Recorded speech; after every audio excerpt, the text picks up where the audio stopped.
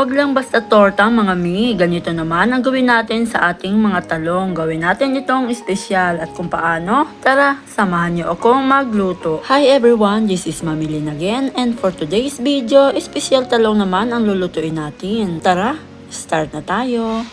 Sa resepeng ito, gagamit po tayo ng 3 piraso ng talong. Ilaga muna natin ito hanggang sa lumambot, then iset aside. And yes, lalagyan po natin ito ng tuna. At ito pong nabili ko ay corn tuna San Marino. Baka naman. Mag-isa na tayo. Unahin ko lang itong ating bawang. Ayan. At kapag nangangamoy na, isunod naman natin itong ating sibuyas. And guys, as usual, ilalagay ko na lamang po sa dulo ng ating video yung complete list po ng ating mga ingredients. Ilagay ko na rin po itong pinakapuno ng spring onion. Ayan. And after nyan, sunod ko naman itong ating kamatis. Ayan.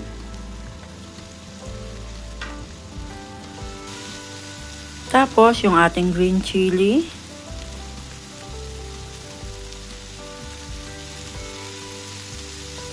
At kapag luto na, isunod naman natin itong ating tuna.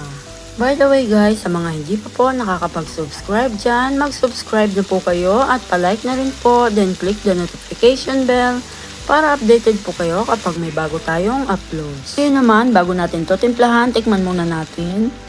At nagdagdag nga po ako dyan ng asin at pamintang durog. Tapos, haluin ko lang. Tapos, maglalagay din po ako dito ng konting chili powder. Ayan, at yung mga hindi po mahilig sa maanghang, i-skip nyo na lamang po ito. Then, nilagyan ko na rin po ito ng spring onion. Okay na po ito, hangoy na po natin at proceed na po tayo sa next step. Gagamit pa rin po tayo dito ng 2 itlog. Ayan. Then, batihin lang po natin ito. Pagkatapos niyan, timplahan po natin ito ng asin, magic, at pamintang durog. Ayan. And after po nyan, set aside po muna natin ito. I-prepare naman natin yung ating eggplant. Biyakin ko lang ito. Ayan. Huwag po nating isasagad hanggang ilalim para hindi siya mabutas. Then, kayurin lang natin ito ng tinidor para manuot sa laman nito ang ating tuna. Ayan, ganyan siya.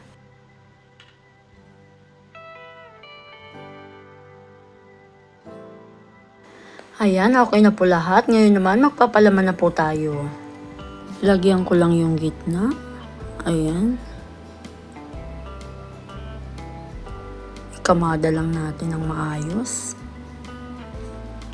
Ayan, okay na to. Gawin lang natin sa iba pang mga talong.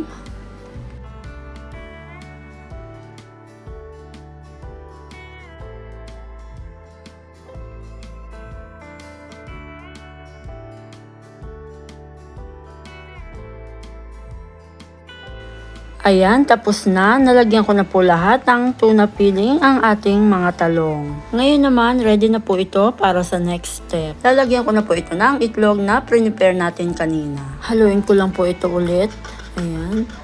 Ayan, lagyan natin siya dyan. Gamit ang kutsara, lagyan natin siya ng itlog. Ayan, sa ibabaw. At gawin lang po natin ito sa iba pang mga talong. Ayan.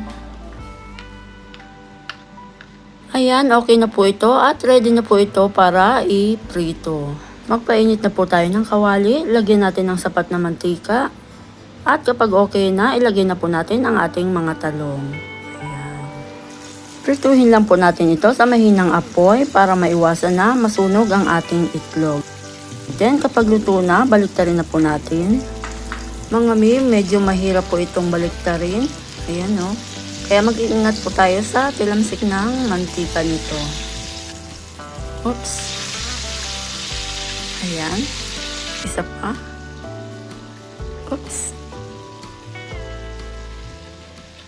Ayan mga mi, luto na po ang ating espesyal na tortang talong na mas pinasarap ng ating tuna filling. Kaya sana po ay ma-try nyo din po ito at siguradong magugustuhan ito ng inyong buong pamilya. Tara guys, kain po tayo at bago po tayo magpaalam, Ulitin ko lang po sa mga hindi pa po nakakapag-subscribe dyan, please mag-subscribe na po kayo and palike na rin po. Then click the notification bell para updated po kayo kapag may bago tayong uploads.